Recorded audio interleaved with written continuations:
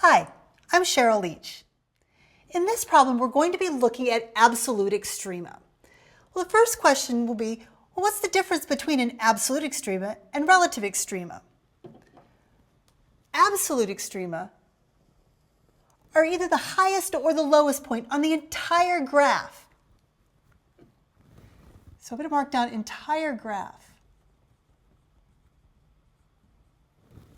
Relative extrema, on the other hand, will be the highest or the lowest point on a small portion of the graph. So we're only looking at a section of it.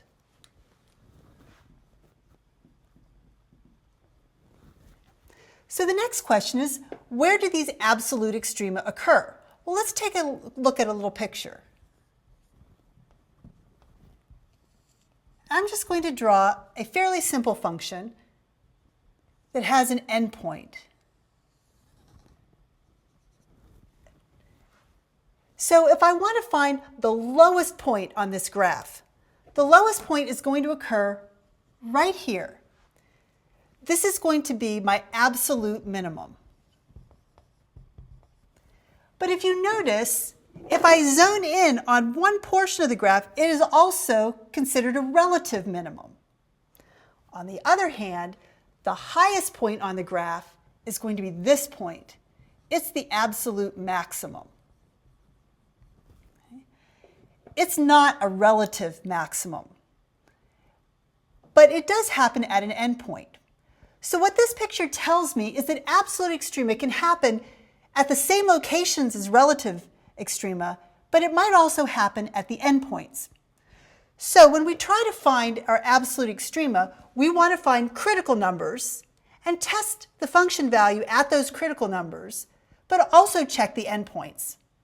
So the function we're going to be working on is 5 minus 2x squared, and we're looking on the closed interval from 0 to 3. So first let's find those critical numbers.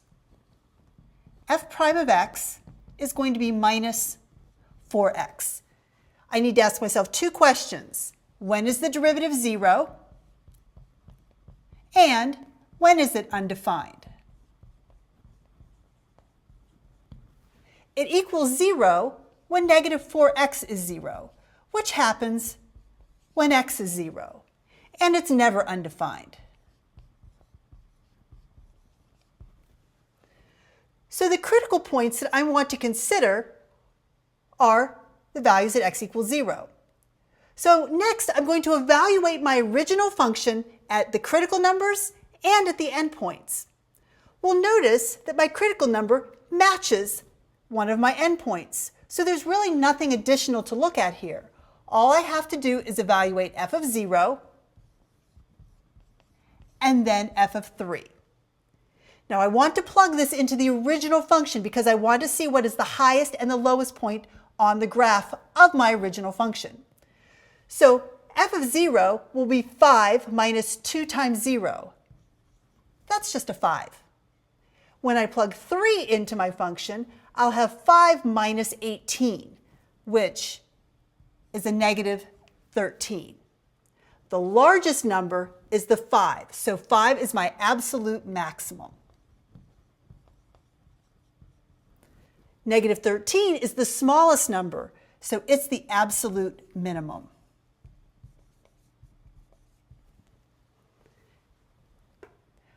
I think we should use the graphing utility to verify our results. So to do this, we're first going to enter our equation 5 minus 2x squared.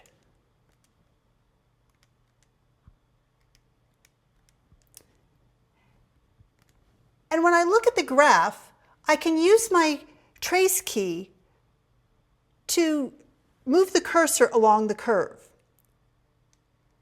And when I do that, I notice that the smallest number happens when x is 3, and the largest happens when x is 0.